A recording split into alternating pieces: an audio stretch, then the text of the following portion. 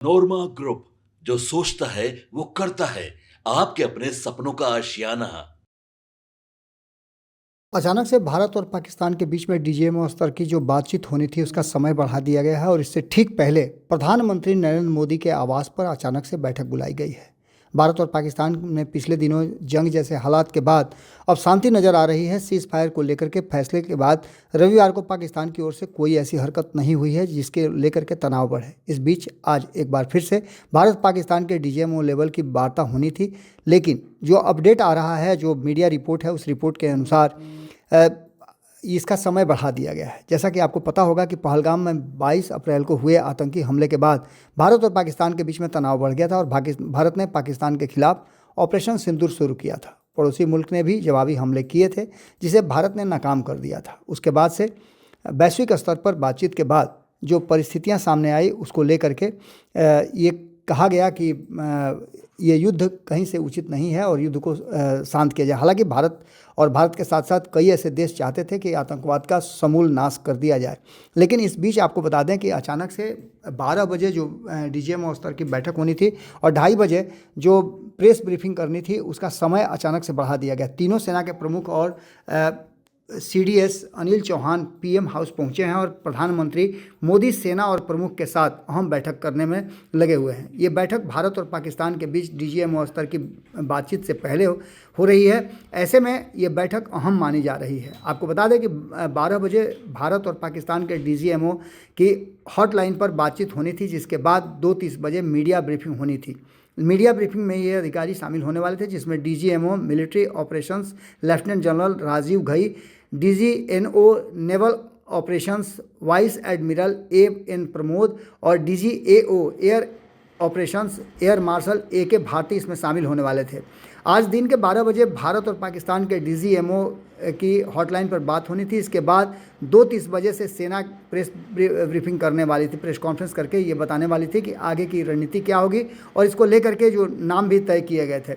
आपको बता दें कि इस बीच भारत और पाकिस्तान के बीच सीज फायर का असर जम्मू कश्मीर समेत बॉर्डर के सटे अन्य इलाकों में रविवार रात को देखने को मिला। भारत पाक के संघर्ष और सीज फायर की घोषणा के बाद रविवार रात गोलीबारी की कोई भी घटना नहीं हुई है, जिससे सरहदी इलाकों में रहने वाले लोगों ने चैन की सांस ली है। इस बीच सेना ने भी दावा किया है कि शांति बहाल है। भारतीय सेना ने सोमवार को बताया कि जम्मू कश्मीर और अंतर्राष्ट्रीय सीमा से लगे अन्य इलाकों में बीती रात काफ़ी हद तक शांतिपूर्ण रही।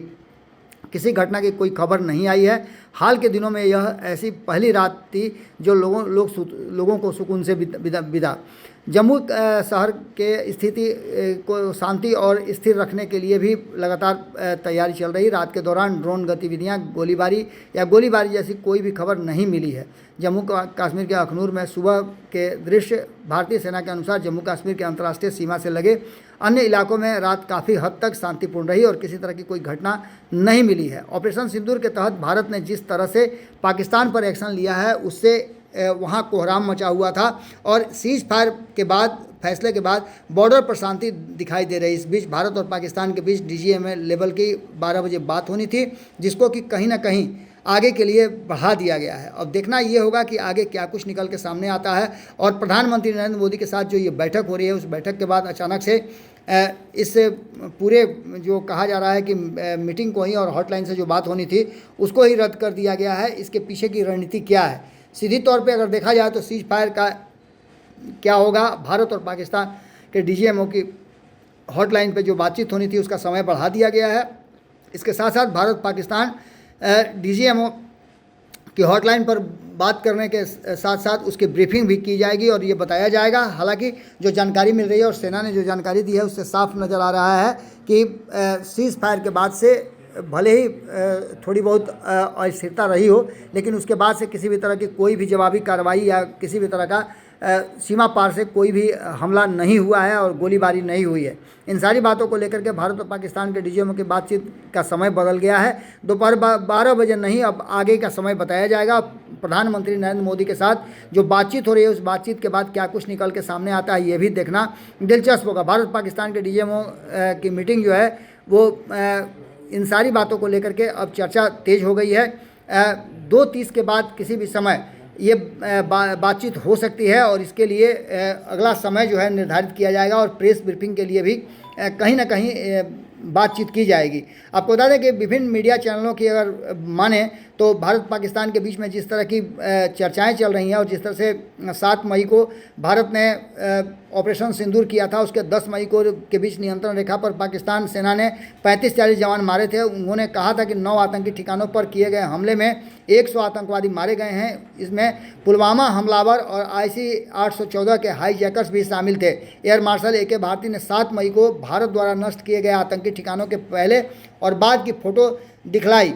इसके लिए शांति का प्रयास किया गया और शांति प्रयास के बाद आज आपको बता दें कि ये दूसरा दिन था सीज़ फायर के बाद, और सीज़ फायर के बाद दूसरे दिन कहा यह जा रहा है कि सीमा पर किसी तरह का कोई भी गतिविधि इस तरह का नहीं देखा गया है। इसके बाद की जो स्थिति है उसमें आज बड़े स्तर पर बातचीत होनी थी और इस बातचीत में का समय जो बढ़ा दिया गया है उसको लेकर के भी अब चर्चा तेज हो रही है। खास करके अगर बात करें तो इसका नया समय अभी नहीं आया है। नया समय आने के बाद हम फिर आपसे जुड़ेंगे, लेकिन सबसे महत्वपूर्ण बात यह है कि प्रधानमंत्री नरेंद्र मोदी के साथ सेना के तीनों प्रमुख के साथ साथ जो भी रक्षा से जुड़े हुए मामले हैं और विदेश मंत्रालय से जुड़े हुए या फिर सुरक्षा के मानकों को देखने वाले जो भी एजेंसी हैं या जो भी लोग हैं, उन सारे अधिकारियों के साथ प्रधानमंत्री नरेंद्र मोदी की बैठक हो रही है। इस बैठक के समाप्त होने के बाद वो समय भी बताया जाएगा जिसमें DGMO स्तर की बातचीत आगे की जाएगी और इसके साथ साथ बातचीत में क्या कुछ निकल के आया उसके बाद आम नागरिकों को भी मीडिया के माध्यम से इसकी जानकारी दी जाएगी। जो वर्तमान परिस्थिति बनी है उसमें 12 बजे होनी थी। जम्मू कश्मीर इंटरनेशनल बॉर्डर पर पूरी तरह से शांति है। इस बात की लगातार अपील की जा रही है, लगातार ये बताया भी जा रहा है। सेना ने सोमवार की सुबह बीती रात जम्मू कश्मीर और इंटरनेशनल बॉर्डर पर पूरी तरह से शांति की बात कही है। ये एक अच्छी सूचना जरूर हो सकती है। मिलिट्री सोर्स ने भास्कर सहित अन्य जो मीडिया चैनल्स हैं उनको बताया है। अगर सेना के सोर्स की माने तो पाकिस्तान सेना ने 12 एयरबेस और ड्रोन लॉन्च किए थे, जिससे पहले 10 मई की शाम 6:30 बजे तीनों सेनाओं ने प्रेस कॉन्फ्रेंस की थी। इसमें बताया गया कि ऑपरेशन सिंदूर की वजह से लॉन्च किया गया वो लक्ष्य हासिल कर लिया गया। 7 मई को ऑपरेशन सिंदूर की शुरुआत से अब तक पाकिस्तानी गोलीबारी में 5 आर्मी और 2 BSF के जवान शहीद हुए हैं, 60 घायल हुए हैं। इसके अलावा 27 सिविलियंस की भी जान गई है। ये सारी जानकारी दी गई थी और आज जो बातचीत का समय बढ़ा है उसके बाद नेक्स्ट समय कब होगा, प्रधानमंत्री से मीटिंग के बाद अब ये क्लियर होगा कि अगली बैठक कब की जाएगी। जुड़े रहिएगा भारत लाइव के साथ। खबरों का सिलसिला लगातार जारी है। हमारी नज़र हर छोटी बड़ी घटना पर है। आपकी नज़र भारत लाइव पे होनी चाहिए। बहुत बहुत धन्यवाद। आपके सपनों को हमने सजाया है, E-Homes पैनोरामा को हमने बनाया है। E-Homes मेरा एक सपना था जिस पे मैं पिछले 4 साल से काम कर रहा था।